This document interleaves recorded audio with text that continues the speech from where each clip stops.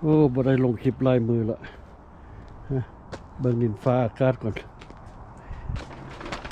มันอันน่ะ4 ซีซั่นละ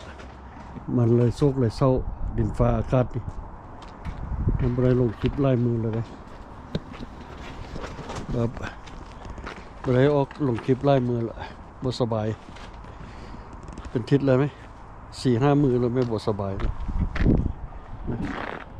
มันบอกคือบ่มาเถอะบ่สบายอันน่ะเจ็บหมดนะร่างกายนี่ห้าคนลูกใดนี่ไหมแต่ก็ยังเมื่อยนอนไล่ปวดระบมหมดทางกายนี่เจ็บหมดเพิ่งกันเพราะมันมียังแต่ฟ้าลมแห้งนะเมื่อคืนนี้ร่างบานนี่มียังปิวมียังสะเด้ฟ้าลมแห้งไล่คืนนี้เพิ่งเรื่องบานก่อนนี่มัน4 ซีซั่นละมันเลยเศร้าเลยโมงไหมฤดูกาลนี้แล้วฤดูกาลเศร้าโมงโอ้ผักสลัดนี่ก็บักลอยผักสลัดแดงนี่ผักสลัดแดงมักเล่นมากเลยนี่บ่มียังฟอดนี่โอเค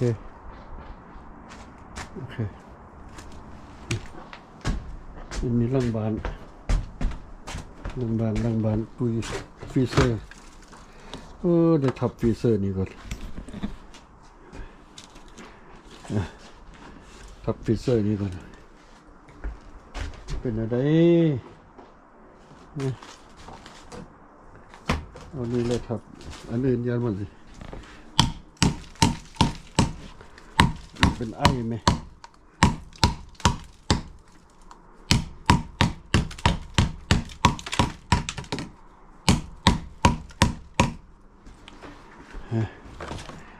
ฝนสโนฝนตกเมื่อคืนนี้ฟ้าลมแห้ง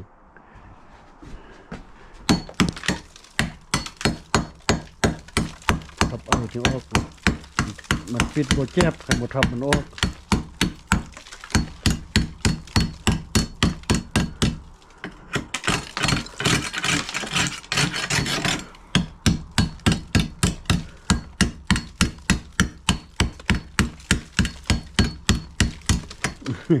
ทับไอออกจากฟรีเซอร์เนี่ยมันเป็นไอท่วมมันฝ้ามันปิดโบแจ็บนี่แค่เลยนี่ว่าปิดไปได้แต่สิได้ลดความเย็นลงได้ดิมันเย็นพูดไหมมันมันอุ่นหน่อยหนึ่งโอเคเบิ่งตู้ยกตู้เย็นฟรีเซอร์นี่ก็ตู้เย็นบ่ได้ใช้งานแล้วตู้เย็นนี่ก็ได้ดิสิได้ใช้อยู่นี่น่ะร่างบานในเปื้อนหมดฟ้าลมมันปิวเอาอันฝุ่นดอกไม้อันนี้นะนี่เห็นบ่ดอกอันแห้งๆนี่นะมาเบิดนี่แถวนี่มาจากต้นไม้ต้นนั้นต้นเมื่อกี้อยู่เหือดล่างนี้เหือดหม้อนี้มันปิดแล้วมันปั๊มแล้วบัดนี้มาจากนั้นเหือดล่างนั้นบัดนี้โอ้ยตายเบื่อ6 บ้านตัวเองหมดแล้วบ่ได้ไปใส่เมื่อยห้าก็ตื่นไข้ห้าก็ตื่นไหมปวดเบิดทางกายกายนี่เจ็บเบิดยกแขนจนบ่ได้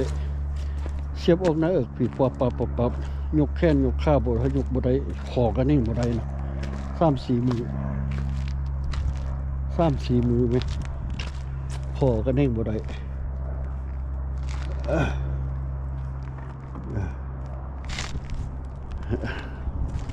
ห้าก็ไปตลาดมาไปซื้อข้าวไปซื้ออาหารซื้อปลาดมปลาแดกมาไว้กินบ่ได้ออกบ้านลายมือสำรวจนะบ้านเหือน3 บ้าน2ครับบ่ได้ออกลายมือละเหือนนี่อันนี้หม้อนี่มันสิเฮ็ดหยังนี่มีเฮ็ดบ่แล้วป่านนี้โอเคเฮ็ดบ่แล้วเถอะมันสิตั้งสโตเรจนี่บ่แล้วซ้ำบ่ได้ซ้ำอยู่บ้านเฮือนบ่โฮมก็เป็นอันนี้แหละ อยู่ที่ไปแล้วเงินบ่ได้มีเพย์เมนต์อยู่ไปเสียแหละกันจะไปซื้อเงินครับเนี่ยลำบากสิเพย์เมนต์40 ปีอีกนะอยู่ในนี้เงินบ่มีเพย์เมนต์ก็อยู่ไปเสียแหละบ่ได้ยังละแต่ว่าโอ้ถุงนี่ก็ขาดหมด ซื้อถุงใหม่มาเปลี่ยนมันคนไปใส่ซ่องเส้นเลยเอาถุงอะไรอลาสก้ามาอลาสก้าอันนึงมาใส่ข้างนี้ถุงประจำรัฐอลาสก้าแล้วก็ถุงอเมริกานี่มันเฮี้ยนนี่ก็ยามันให้มันเป็นซิกเนเจอร์เลยนะโอเคเพื่อไปพักผ่อนเมื่อยออกบานสำนีเมื่อยไหมไปพักผ่อนกันใครห้าก็ตื่นมันก็เมื่อยแล้วเนาะเบิ่งสิเอาอันนี้เอาอันปักถุงนี่มาใส่นี่ก่อนนี่อันนี้ก็อันปักถุงนี่